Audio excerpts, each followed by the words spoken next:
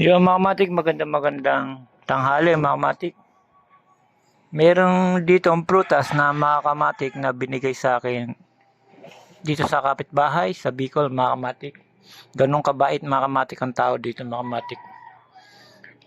Pero mga kamatik, sa totoo lang, inosente ako sa ganitong bagay. Ito ang tinatawag dito mga kamatik na prutas sa dragon fruit. First time ko lang kumain itong dragon fruit mga kamatik. Nagtanong pa ako kung paano kainin. Dahil sa ngayon lang kakain ito, ang kinakain ko lang kasi mga kamatik, avocado, saging, manggang hinog, yun lang mga kamatik, ubas. Pero itong dragon fruit, never ko pa natitikman.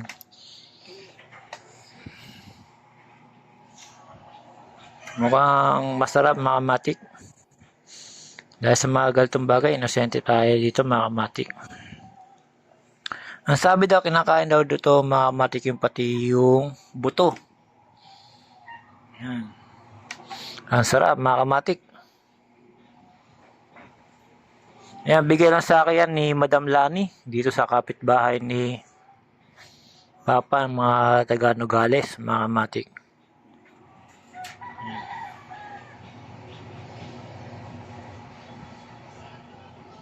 Ngayon mga kamatik, syempre, tayo'y inosente sa mga ganitong bagay, mga kamatik. For the percent ko lang kakain ng ganito, mga kamatik, sa talang buhay ko. Hindi naman tayo masamang umamin, mga kamatik, hindi tayo puro yabal lang. Yun lang ang katotohanan, ngayon lang tayo kumain nito. Ang kinakain ko lang, kaya na sinasabi sa inyo, ng rambutan, pakwan, mangga, santol, saging, pinya. Pero lang ito mga kamatik, di ko pa nasusubukan. Ngayon pa lang. Ngayon mga kamatik, titikman natin kung masarap ito mga kamatik. Kung hindi maganda sa panlasa ko, mga kamatik, hindi ko kakainin. Pero pagka ayos lang mga kamatik, ubusin ko itong dalawa. Dalawa binigay sa akin mga kamatik. Mukhang masarap. Tara, subukan na natin. Yung mga kamatik, dahil sa nakain ko na mga kamatik, iba yung lasa niya mga kamatik.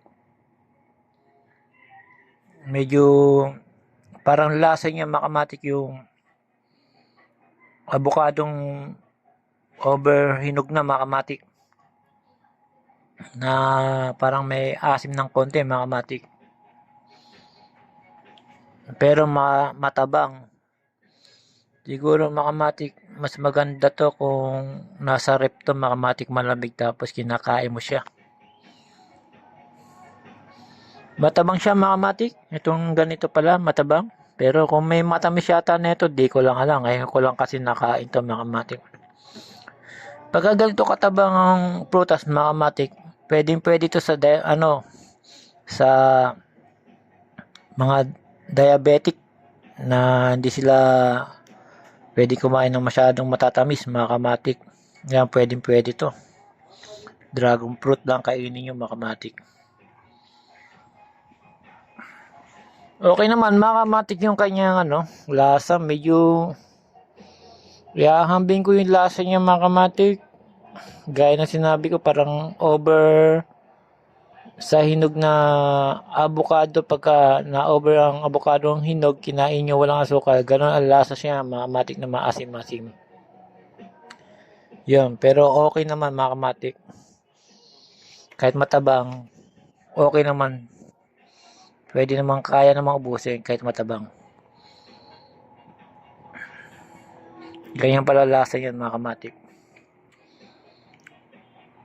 For the first time, ngayon lang kumain ito. Dragon fruit.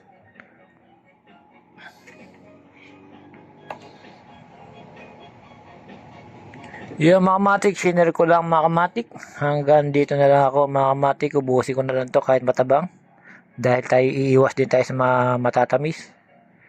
Baka magkaroon tayo ng diabetes. Speaking diabetes mga kamatik, meron ng gamot dyan mga kamatik. Kung ikaw may diabetes mga kamatik, si Ducamatic, kung maniniwala ka o hindi, nasa iya mga kamatik.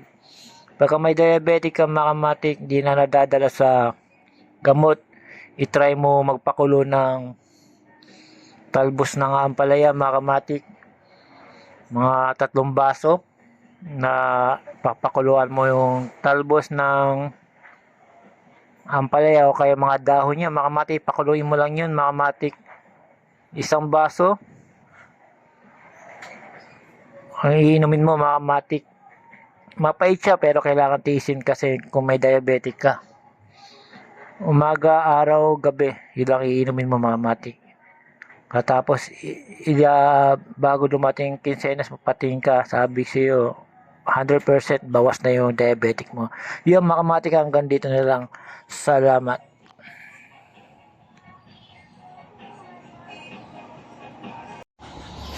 Yung mga kamatik, dahil sa nakain ko nung isa, nakuha ko yung lasa niya mga kamatik. Kung anong prutas na may lasa siya mga kamatik, ang kaparas na lasa niya. Ang lasa niya mga kamatik para siyang papayang hinog. Maasim-asim na matabang. Yan mga kamatik, yan ang lasa na dragon fruit mga kamatik. Parang lasang papaya na maasim-asim na matabang. Yan mga kamatik, hanggang dito na lang dahil sa nalasanan ng duka. Mas gugustuhin ko pa kumain ng papaya mga kamatik, pero parehas lang din ang lasa niya. Hanggang dito na lang mga kamatik, si Duka Matik, lagi matik, salamat again mga kamatik.